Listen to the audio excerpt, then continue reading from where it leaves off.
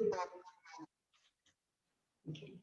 So hi everyone, and welcome to the Live Better, Feel Better, Work Better guest speaker this month. And it is Maxine Cook, who's a psychologist and a sleep coach.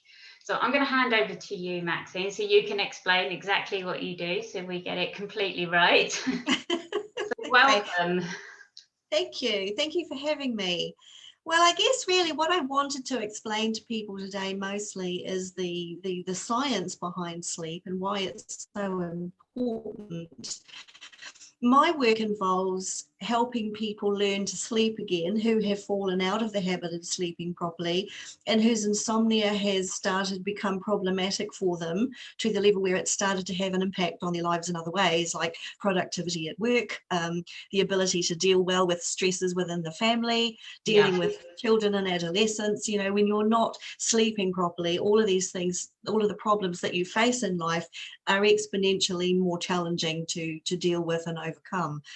And I've worked with a lot of people in various different roles in the workplace. I've also dealt with ladies who have things like menopausal issues and fibromyalgia. There's a raft of people in the world who need help to learn to sleep again, and it's just such a rewarding thing to be able to get to the bottom of the reasons why, because the really interesting thing about insomnia is that there's different types. Yes. There are different types of insomnia that affect different people at different stages in different ways and for different reasons. So each person's sleep issues are to address all of the variables that contribute to that person's life and fix the whole person, not just the sleep, because in fixing the whole person, the sleep starts to come right kind of by itself, and it's just a Yes. wonderful field of work to be in. Really, it's really rewarding. So it's like that, isn't it? Like with a lot of what we were all doing is just the well-being, isn't it? When we look at our well-being, those all things all fall into place, don't they? Yeah. Well, Sleep is something that I talk about within mine, but obviously I don't have the background of you, so I'm really excited to hear what you've got to say today.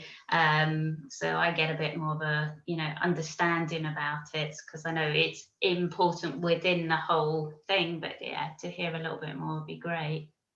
okay, well, as a psychologist, I am concerned principally with how the mind functions, but also in terms of how the mind's function impacts upon the body, and the two are very closely interconnected. We are physical and emotional beings, and one side of that coin will always affect the other. And you may have heard of somatic illness. Psychosomatic Yeah. illness is where people manifest physical symptoms off the back of having emotional problems. And what I found with people who don't sleep well, it could be any number of things that started it off. And there's always a trigger, there's always a starting point for any kind of insomnia.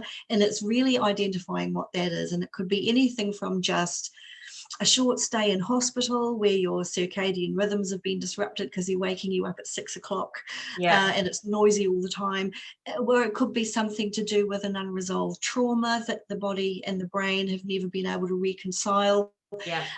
So there are various different variables that contribute to it, and usually when you get one side of things right, or heading towards being right, the other side tends to start to resolve itself as well. And what I've found in dealing with people who have traumatic psychological barriers that are getting in the way of them sleeping, once we can start to sort some of that out, it tends to have a supportive effect on what's going on in the body.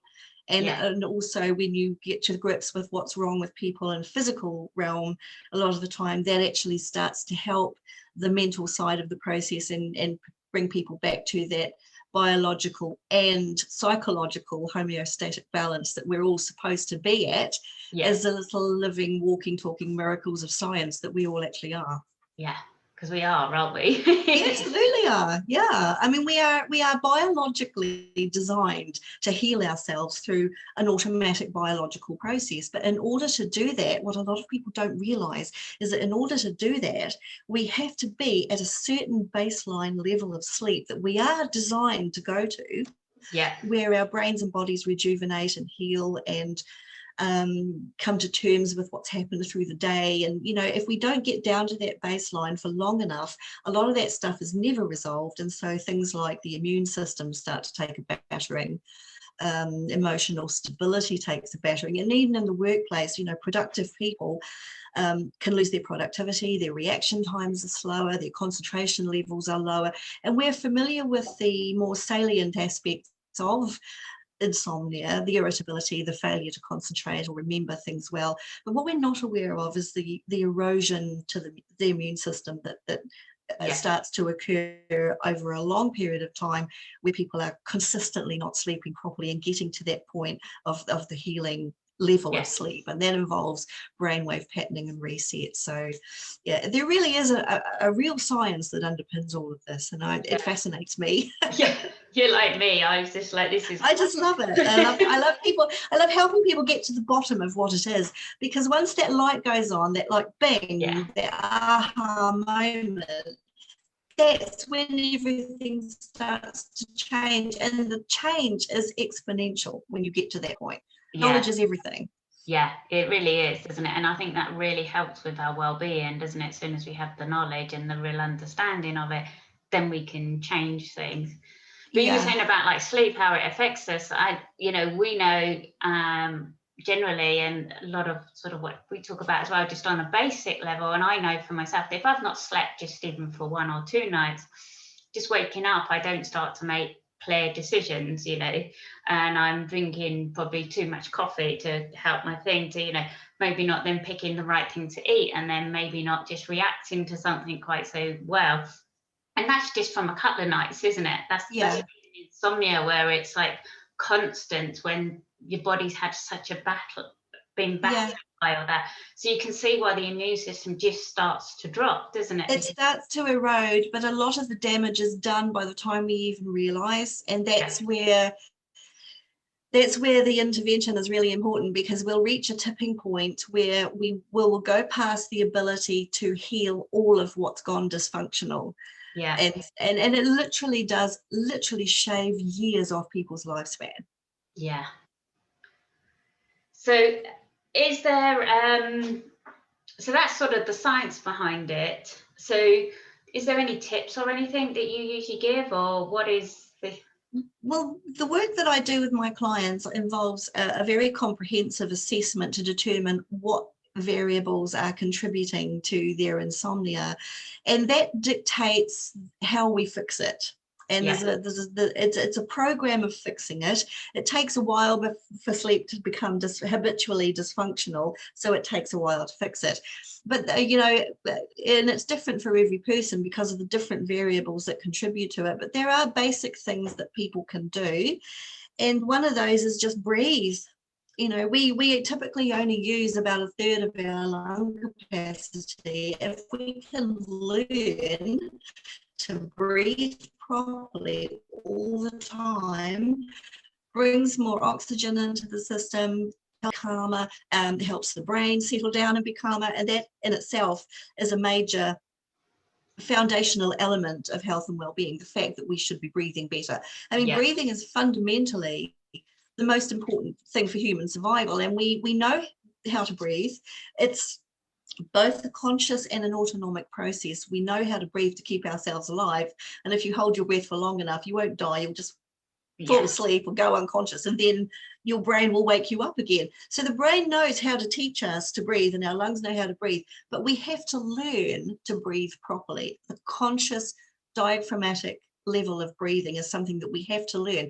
The great news is that once we've learned it, we've got it, and that's one of the fundamental cornerstones. So breathing properly, being calm and being centered in yourself.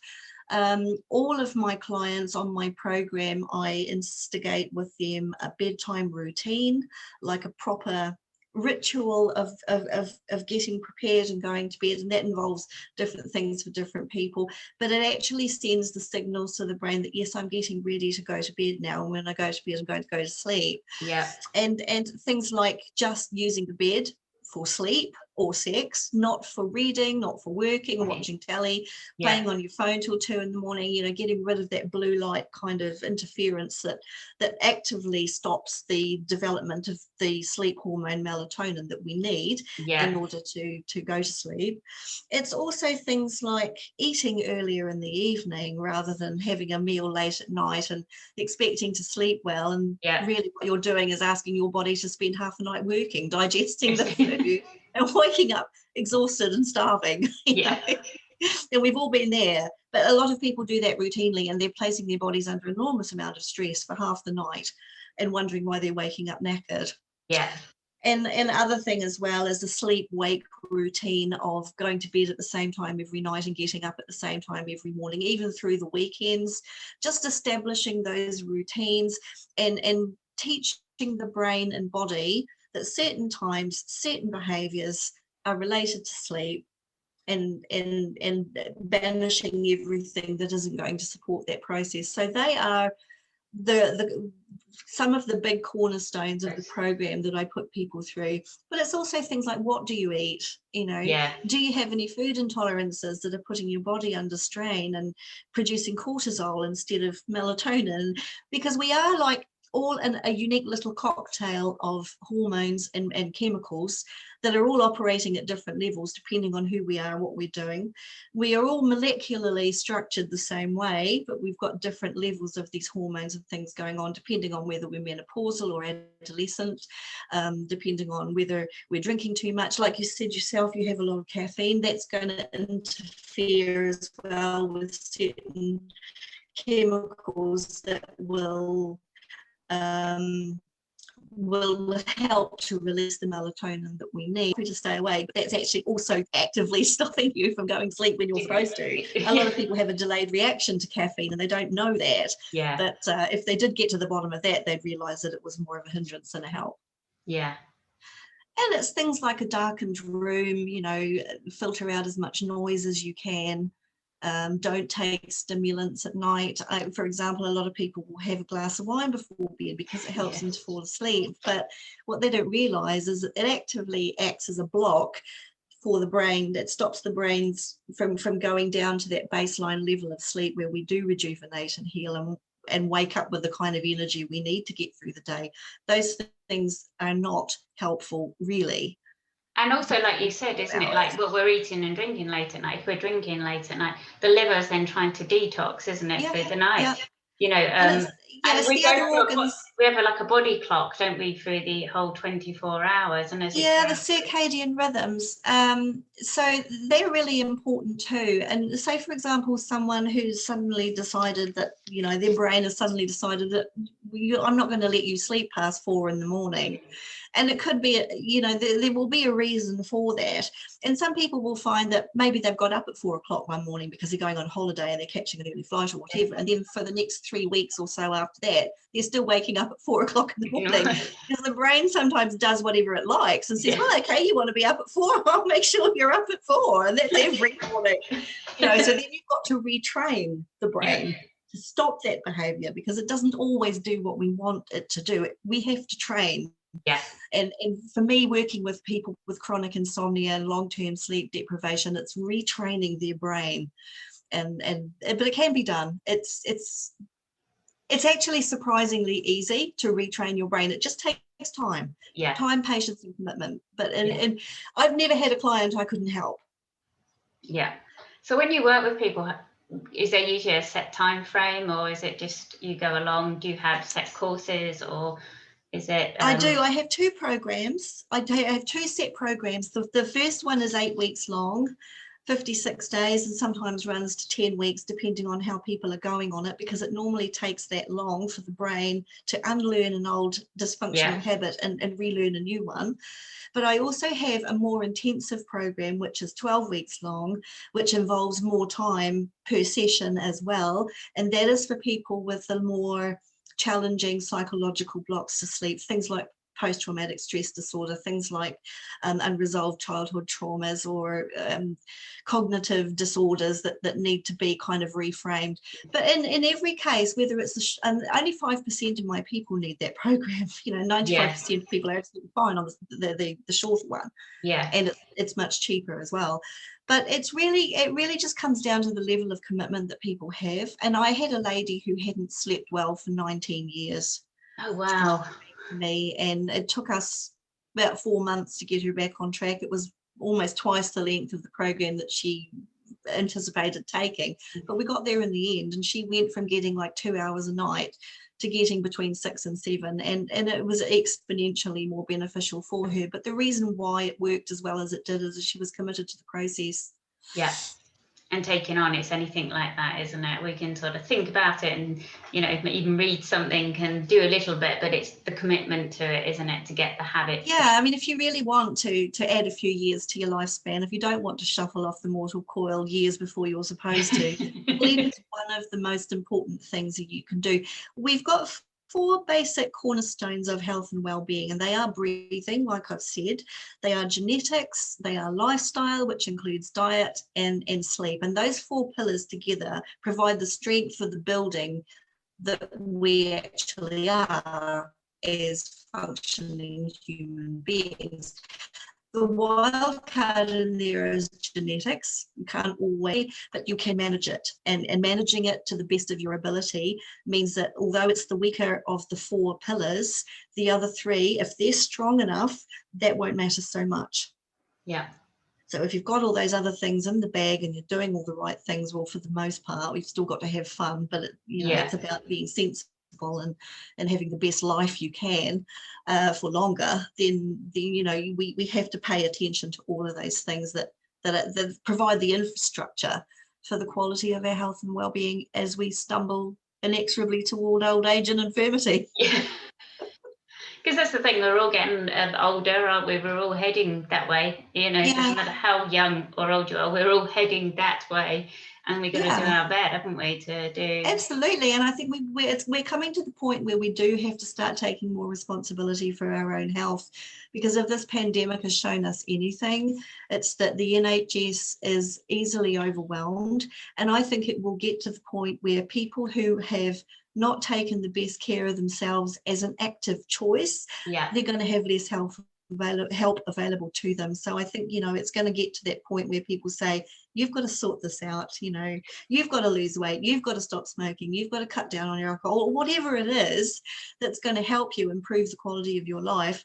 We are going to get to a point where we can't any longer expect someone else to sort it out for us. And there's actually, I think there's somebody told me ages ago, I met someone, I think it was either in Germany or somewhere, but somewhere in Europe, one of the countries was saying when they were hitting different things like diabetes or whatever, if you don't do A, B, and C, we will not help you. Yeah, I think it will have to get to that here. It's the we're only overwhelmed, way. aren't we? And the cost is draining us.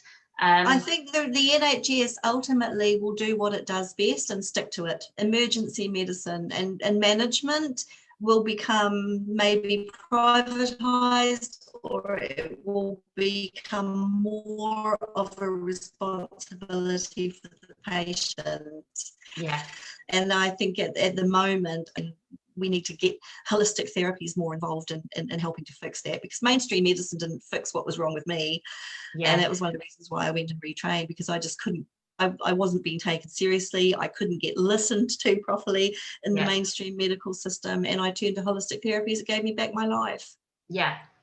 I mean, and the same with me. It was, they were brilliant and they helped me, but it was like, here's a load of tablets, this will do, which was actually just doping me up to turning. And all that does is sort the symptom out. It never gets to the root cause of the problem. We're just band-aiding, aren't we, and just sticking another one over the top. And it was just like, no, I need to find out. I want to get the life back. So and that, for me, it's like, why aren't you sleeping well? Let's look at that. Let's figure out how this started, when it started, why it's got to the point that it's at now. What are you doing that unwittingly that's sabotaging your own health? And we all do these things. We've all got stuff that we do or think that is actually creating barriers for ourselves. So a lot of what I do is kind of busting a lot of that out too, and cognitive reframing, just encouraging people to think a little bit differently about certain elements of how they're living and what they're doing and what their expectations are and so on, and kind of getting them to a place where they think, well, yeah, okay, I can do this actually. And it's just self-awareness, isn't it?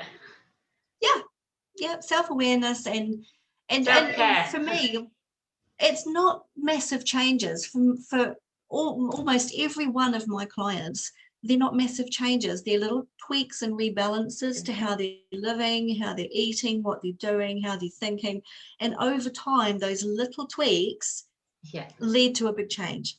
And it's a gradual, supported process of learning how to sleep properly again. And what it is tools for life. I teach someone how to sleep properly again, how to understand how they've got to where they are, how to sleep properly again, and they can stop it in its tracks if it starts to go out of kilter again. And they are life skills, and they're really important. That's brilliant. So is there anything else you wanted to say before we just to tell people that barring under any underlying medical problems, almost all sleep disorder is relatively easy and straightforward to treat and correct. With time and commitment to the process, most people do resolve their sleep issues within a couple of 3 months. And if you haven't been sleeping for years, that's not a bad investment to guarantee that you're going to sleep properly for the rest of your life. And when you do, you just feel a greater sense of control over what's going on around you. You've got the concentration, you've got the capacity for memory. You can jump in there and with a little bit of mental and physical energy to sort out what's going wrong in life. And, you need to be in a good place of health and immunity and good quality sleep to be able to do that. To be able to be who we want to be to our loved ones, we need to be in a good place ourselves. And sleep is such a really, really important part of that foundation for good health and well-being. Brilliant. That was really interesting. Thank you. Well, I could go on for days. Honestly, there is so much to this. There is so much science. There is so much information it's a fascinating area of work. And most people will never understand just how in depth you can go with it. But it's just so wonderful to be able to make that really important difference too. And like we were saying, isn't it, that's it's half of our day, isn't it? If we need that to regenerate the body, we can just deal with the other part of our day in a much better way. Well, I've been there myself. I had a couple of bad bouts of insomnia, and I just didn't imagine that I would ever get to the bottom of it. And when I did, it just changed my life completely. I had energy, I had clarity, I had vision, and it's a wretched place to be, not being able to sleep.